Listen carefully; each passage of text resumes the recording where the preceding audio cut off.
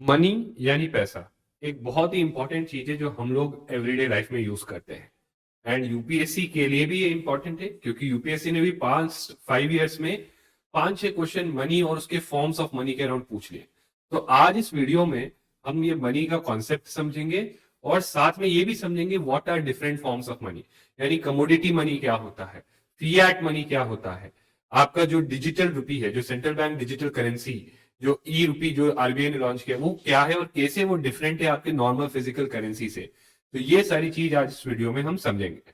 तो सबसे पहली चीज जो हम देखेंगे वो है कि भाई ओरिजिन ऑफ मनी। तो मनी का ओरिजिन हुआ बार्टर सिस्टम से। ना बार्टर सिस्टम बहुत सिंपल सिस्टम था कि अगर आपके पास कुछ ऐसी चीजें हैं जो मुझे चाहिए और मेरे पास कुछ ऐसी चीजें हैं जो आपको चाहिए, तो हम लोग वो एक दूसरे से एक्सचेंज कर लेते हैं और हम दोनों की नीड्स फुलफिल हो जाती है। और ये जो सिचुएशन होती है कि जहां पे आपके पास ऐसी चीजें जो मुझे चाहिए और मेरे पास ऐसी चीजें जो आपको चाहिए, इस सिचुएशन को बोलते हैं डबल कोइंसिडेंस ऑफ वांट्स। तो ये बहुत सिंपल सिस्टम था, बट इसमें एक बहुत बड़ी प्रॉब्लम थी। इसमें सबसे बड़ी प्रॉब्लम ये थी कि जनरली इकोनॉमिक्स में ऐसा नहीं होता कि लोगों को ऐसे लोग मिल जाए जिनके पास वो चीजें जो उनको चाहिए और उनके पास वो चीजें जो सामने वाले को चाहिए। यानी ये जो डबल कोइंसिडेंस ऑफ वांट्स हैं, इसके लिए किसी को ढूंढना बहुत टाइम और कॉस्ट इटसेल्फ लेता था। इनफैक्ट अगर आप लाइफ में भी देखो, कई बार आप देखो नॉन इकोनॉमिक्स एरिया में, रिलेशनशिप्स के एरिया में, भाई जिसको आप पसंद करते हो वो आपको नहीं पसंद करता और जिसको जो आपको पसंद करता है आप उसको नहीं पसंद करते। तो ये जो डबल कोइंसिडेंस ऑफ वांट्स है, ये नॉर्मली इकोनॉमिक्स और जनरली वैसे भी नहीं होता, इसमें एक सर्च कॉस्ट लगती है। तो इसी प्रॉब्लम को ओवरकम करने के लिए इकोनॉमिक्स में आया concept of money. Now concept of money बहुत सिंपल था।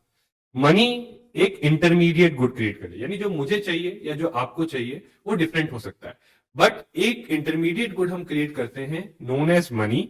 यानी जो मैं अपना गुड उस मनी के लिए एक्सचेंज कर सकता हूं और आप भी अपना गुड उस मनी के लिए एक्सचेंज कर सकते हो, और हमें जो चाहिए हम वो मनी यूज करके उस गुड्स के लिए एक्सचेंज कर सकते हैं। यानी what is money? Money is an intermediate good which can be used as a medium of exchange.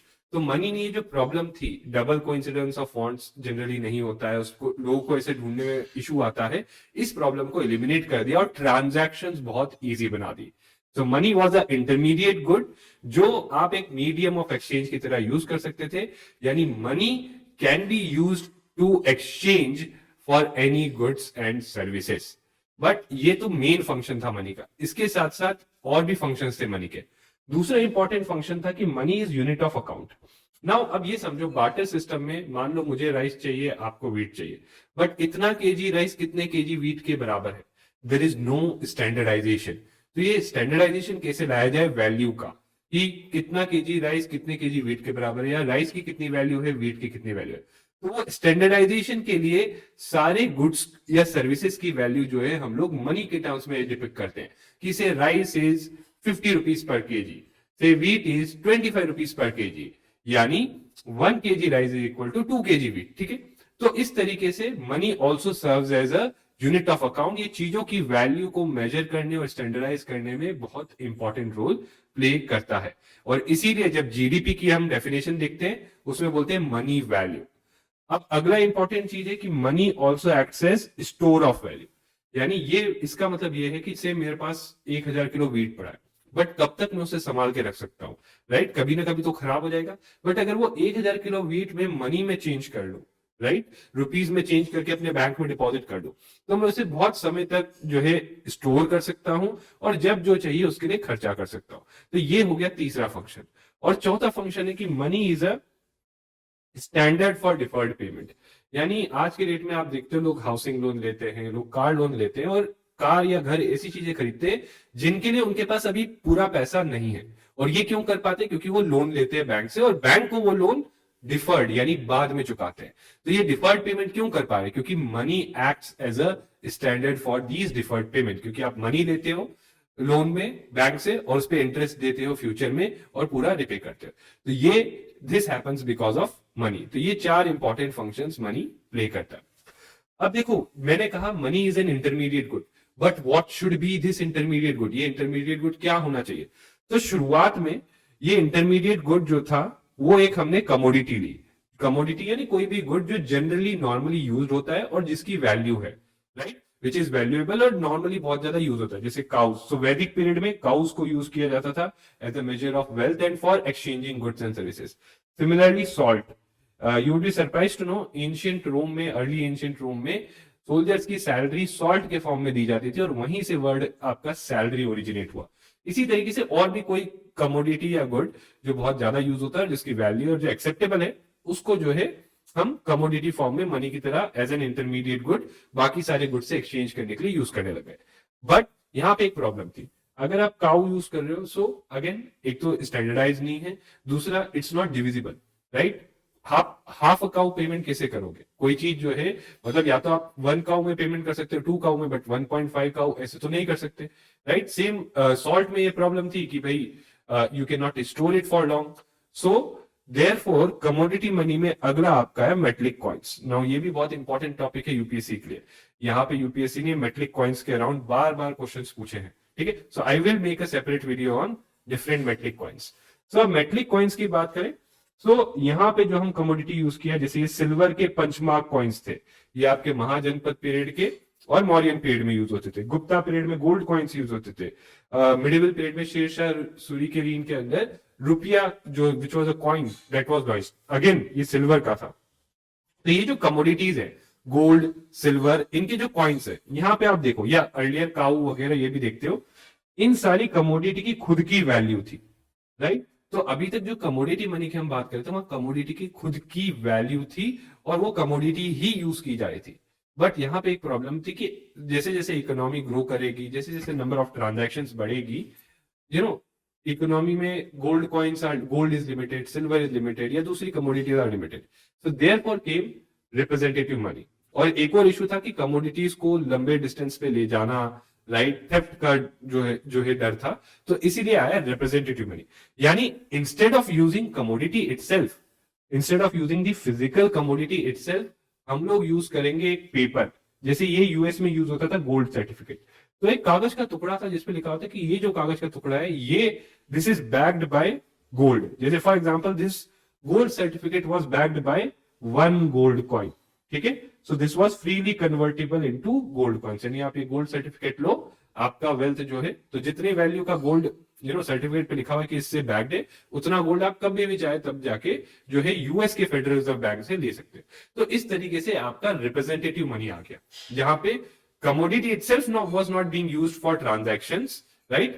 Rather it was a piece of paper, right, जो backed था physical commodity से, which was being used for transactions. इसके बाद आया fiat money. Now fiat money was something which was not backed by any commodity. तो fiat money एक ऐसी चीज थी which was absolutely not backed by any commodity, ठीक है। जो आज आपकी डेट में आप जो 100 रुपए का नोट यूज करते हैं, तो बहुत ही लॉजिकल क्वेश्चन है कि अगर ये किसी भी कमोडिटी से बैग नहीं है, तो इसकी वैल्यू कहां से आती है? From where does it get its value? तो इसकी वैल्यू आती है, ये जो प्रॉमिस की गई है एक सेंट्रल अथॉरिटी, इंडिया के केस में आरबीआई या गवर्नमेंट या स्टेट की तरफ से, कि अगर आपके पास ये नोट है, आरबीआई ने इशू किया है ये नोट, यानी आरबीआई आपको प्रॉमिस करता है 100 रुपए का जो है सम पे करने का, okay. So again fiat money में ना ही कोई कमोडिटी यूज हो रही है, ना ही कमोडिटी से बैक्ड है, rather it's just a piece of paper जिसको बैकिंग मिली हुई है फ्रॉम योर सेंट्रल अथॉरिटी यानी आरबीआई। और इसके साथ साथ सरकार ने क्या किया, इसको और लेजिटिमेसी देने के लिए इसको लीगल टेंडर बना दिया गया। यानी legal tender means, legal tender का मतलब यह हुआ कि आप बेसिकली इस चीज को रिफ्यूज नहीं कर सकता कोई पेमेंट या कोई डेट सेटल करने के लिए। यानी अगर मैं किसी से कोई गुड्स लेता हूं, सर्विस लेता हूं, उसको मैं 100 रुपए का नोट देता हूं, तो वो ये नहीं बोल सकता कि मैं पेमेंट 100 रुपए के नोट में नहीं लूंगा, राइट। सामने वाला पर्सन लीगली ऑब्लाइज्ड है पेमेंट एक्सेप्ट करने के लिए, अगर मैं उससे with in India goods and services लेता हूं और पेमेंट उसको 100 रुपए के नोट के टर्म्स में करता हूं। So this is what is meaning of legal tender. यानी गवर्नमेंट ने एक्ट पास किया। अब ये कौन सा एक्ट था? आरबीआई एक्ट के अंदर जो आपकी जो नोट्स हैं 10 रुपए का, 100 रुपए का, इन नोट्स को लीगल टेंडर बनाया गया था। और एक कॉइनेज एक्ट है, कॉइनेज एक्ट के अंदर जो आपके कॉइन्स हैं उनको लीगल टेंडर बनाया गया था कि ये जो चीजें हैं these are legally acceptable and mandatory means of से सेटलमेंट ऑफ एनी डेट और एनी ट्रांजैक्शन। यानी अगर आप कुछ भी खरीदते हो आप अगर उसका पेमेंट इस करेंसी नोट्स में या कॉइन्स में करते हो, सामने वाला ऑब्लाइज्ड है उसको एक्सेप्ट करने के लिए लीगली, ठीक है, लीगली वो उसको रिफ्यूज नहीं कर सकता। अब इसके बाद जो अगला फॉर्म ऑफ मनी आपका आया वो आया digital money. Now digital money जो आज की डेट में आप देखते हो, सी एक फॉर्म जो एग्जिस्ट करता है वो हो गया आपका bank deposits. Now bank deposits क्या है, आपके पास 100 रुपए थे, आपने उसको जाके बैंक में डिपॉजिट कर दिया, ठीक है, और अब आप ये चीज कैसे यूज कर रहे हो, अब आप इस चीज को यूज कर रहे हो से यूपीआई से, आप यूपीआई ट्रांजैक्शन कर रहे हो, ठीक है। So if you are using UPI, यानी आप जो है मनी, आपका फिजिकल मनी था उसको आपने डिजिटल करके डिजिटल फॉर्म में जो है डिजिटल पेमेंट प्लेटफॉर्म के थ्रू यूज कर रहे हो, तो ये एक फॉर्म हो गया। यानी बेसिकली डिजिटल मनी मींस कि now it is no longer in physical form, ठीक है। और इसके अलावा दो और नए चीजें आई जो डिजिटल मनी में थी, वो थी आपकी क्रिप्टो करेंसी। तो one was your crypto currency and second one was your central bank digital currency. तो ऑल्दो इनको एक्सप्लेन करने के लिए एक सेपरेट वीडियो लगेगा, बट मैं ब्रीफली एक्सप्लेन करता हूं आपको central bank digital currency. Now crypto currency एक ऐसी करेंसी थी कि पहली चीज तो ये फियाट मनी है, यानी it is not backed by anything, ठीक है। So it is crypto currency is a Fiat money, it is not backed by anything, ठीक है। तो अब दूसरा सवाल होता है कि सर अगर ये किसी से बैक्ड नहीं है तो कोई सेंट्रल अथॉरिटी क्या इसको मतलब लेजिटिमेसी देती है, कोई गारंटी नहीं, तो वो भी नहीं है। यानी secondly there is no central authority as well, ठीक है, there is no central authority as well. तो अब एक और सवाल आता है कि अच्छा सेंट्रल अथॉरिटी नहीं है तो फिर इसकी लेजिटिमेसी कहां से आती है, तो इसकी लेजिटिमेसी आती है using the technology it uses, और वो है ब्लॉकचेन टेक्नोलॉजी। और ब्लॉकचेन टेक्नोलॉजी क्या है, ब्लॉकचेन टेक्नोलॉजी ये है कि भाई जो भी ट्रांजैक्शंस इन क्रिप्टो करेंसीज को यूज करके हो रही हैं वो एक डिजिटली डिस्ट्रीब्यूटेड लेजर, यानी एक ऐसा रिकॉर्ड जो सारे लोग जो क्रिप्टो करेंसी यूज करें वो देख सकते हैं, वेरीफाई कर सकते हैं और अपडेट कर सकते हैं, जिसमें कोई भी फजिंग नहीं हो सकती। So because of this blockchain technology, because of this blockchain a digitally distributed ledger, there is transparency, सारी जो आपकी ट्रांजैक्शंस हैं चेक और वेरीफाई की जा सकती है, और इसी के कारण लोगों का ट्रस्ट है क्रिप्टो करेंसी पे, और जिनका ट्रस्ट है वो यूज करते हैं, ठीक है। बट इसमें यही प्रॉब्लम है कि there is no regulation over it, ठीक है, और इसीलिए आपके जो सेंट्रल बैंक था it brought out central bank digital currency, जिसको हम बोलते हैं सीबीडीसी।